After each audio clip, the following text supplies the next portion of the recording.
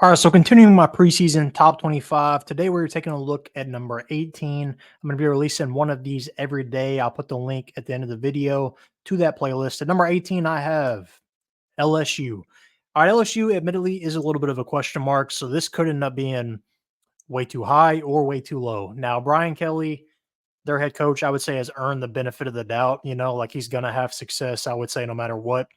They do lose a lot of their roster skill position wise. Now, I do have probably arguably the number one offensive line in the country. I would say that. Uh, but with what they lost to the draft, there's a lot of question marks here. Garrett Nussmeier is taking over for Daniel, the quarterback. How is that transition going to look? He looked good in spot duty last year, but it's a little different having the whole season, and they lost their receivers, Malik Neighbors as well. Now, they did upgrade that a little bit in the transfer portal. We'll take a look at that here in a minute, but there's a lot of question marks here. And with Oklahoma and Texas coming to the SEC, it's going to be even tougher. Now, LSU with playoff expansion should still be able to sneak in the playoff. We'll see. But again, I have a few question marks, so that's why they're at number 18, but I could easily see them being a top 10 team by the end of the year. But it's really going to come down to Garrett Nussmeier probably. But looking at the transfer portal here, they bring in CJ Daniels from Liberty. He put up some good numbers last year for an undefeated Liberty team. Also bring in Xavier Thomas from Mississippi State to help out a receiver. And they brought in some power transfers in the secondary, so that should help them out. Osbury from Auburn at safety, another safety from A&M and Gilbert, and then a corner from Ohio State and Jair Brown. So they have loaded up in the secondary and that receiver in particular in the portal. So let me pull up their schedule last season for you real quick.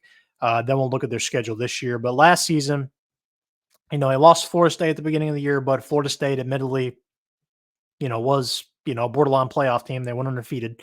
So that's not a terrible loss at the end of the day. Lost to Ole Miss barely. Ole Miss was pretty salty, top 10 team. Beat Missouri. That's probably their best win of the year there. Missouri was a top 10 team as well. Lost to Alabama by 14. Then they beat Texas A&M in Florida. So, really not a bad season overall, just not what they were hoping for. Like losing 2 games in the SEC to those teams aren't bad, and then that Florida State loss isn't bad as well. Like if they had this season this year, I think they'd still make the playoff, if they lost to these said teams. But let's look at their schedule this season, all right, and see if they can make the playoff or not. So realistically, a little easier, I would say. USC is probably not going to be Florida State this year. Now, USC is no gimme. All right, Lincoln Riley has improved that defense in the portal, and Miller Moss at quarterback is a question mark as well. So you kind of got question mark versus question mark in that game. That should be a good matchup on September 1st. It's on Sunday, so everybody should be able to watch it, hopefully. But looking at the rest of it here, up until Ole Miss, you really don't have a losable game, probably, besides maybe USC. Ole Miss is going to be a top 5 team this year, probably.